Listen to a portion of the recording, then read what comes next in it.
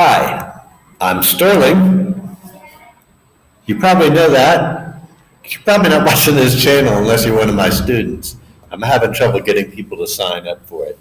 I'm here to help you get more familiar with quantity terms in American English in this video. And I'm here to help you get used to the sound of my Midwestern American English. So the terms I'm going to talk about are whole, everything, all of, out of, most of, part of, and whatever else I might say in this video that I forgot to put in the text. Those are quantity words. And so I'm recording this for one of my students in particular who's trying to improve his recognition of natural sounding American English words so that he can speak in a more natural fashion and not sound like a Mexican trying to learn English. So listen also for my shortcuts in pronunciation because this video is pronounced just like I naturally talk in Central Ohio style American English. So if you're near my age and you're from the US, you might remember a once kind of popular commercial for AlkaSeltzer. Those are stomach lozenges that you put in water. And the commercial was called, "I can't believe I ate the whole thing." See, there was this guy lamenting, complaining about how much greasy food he ate, and because he'd eaten a large helping of something really, really greasy, a lot of it, and he keeps on moaning, "Oh, I can't believe I ate the whole thing." And then the commercial fades to another person that ate too much of something else, something greasy, something hard to digest. And then another person, and all of them are saying, "Oh, I can't believe I ate the whole thing." And finally, all of them solve their stomach issues by taking a couple of AlkaSeltzers. Well, the other night I ate most of a box of Ritz crackers. It didn't really bother my stomach that bad, but that's what I did. I felt a little guilty for doing it. I didn't eat all of it. I just ate the rest of the last part of the box. I mean, not the box, naturally, just all the Ritz crackers in the box. And it was a big box that I bought at Sam's Club that I already had eaten most of. So really, I only ate 2 rolls. There were 2 rolls left. Because, Ritz crackers come stacked together in plastic rolls, not plastic cylinders, and each one has, I don't know how many crackers in it, maybe 20, 25, I don't know. I like to share them with my dog. So anyway, this is what happens when you run out of regular groceries. You eat junk food. But at least I had peanut butter, so I put on these crackers, half a jar of it. And I ate all the rest of that half a jar of peanut butter, the whole half jar full.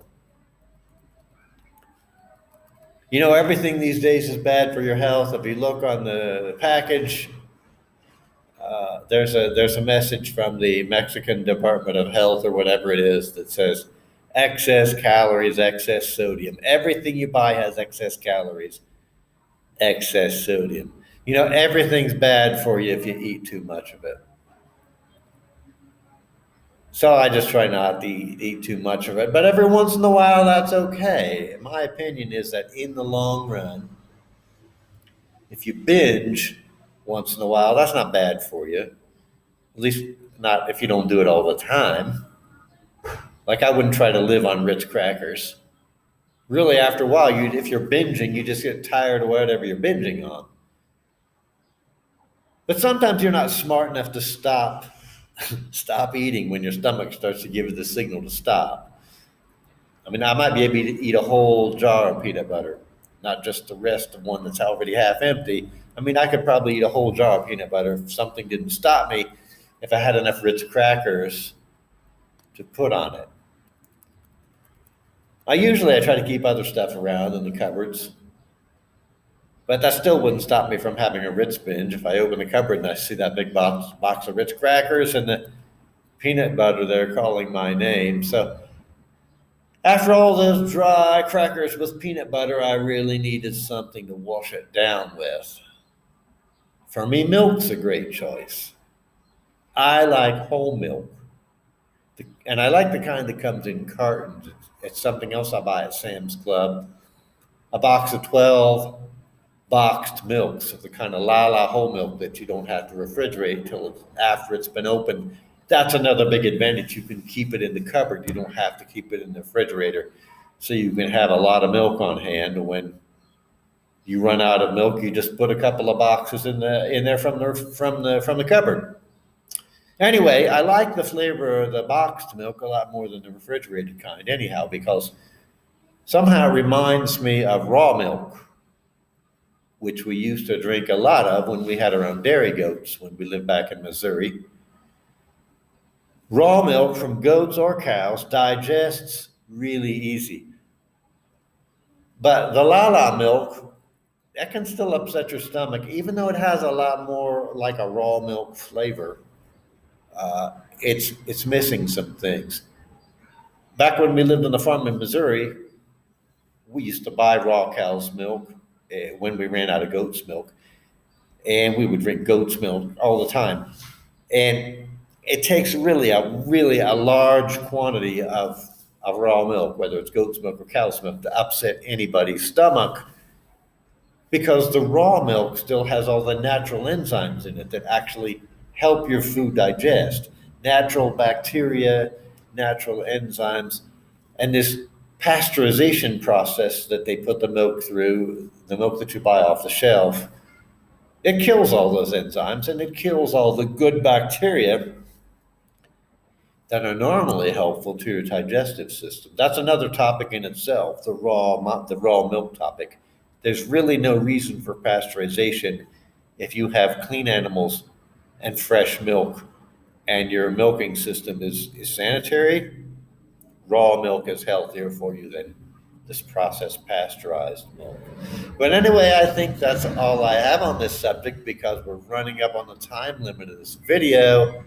And I like to not make it more than about 10 minutes long, because you might not want to listen to me that long, just rambling on and on about stupid things like food and quantities and what I used to eat.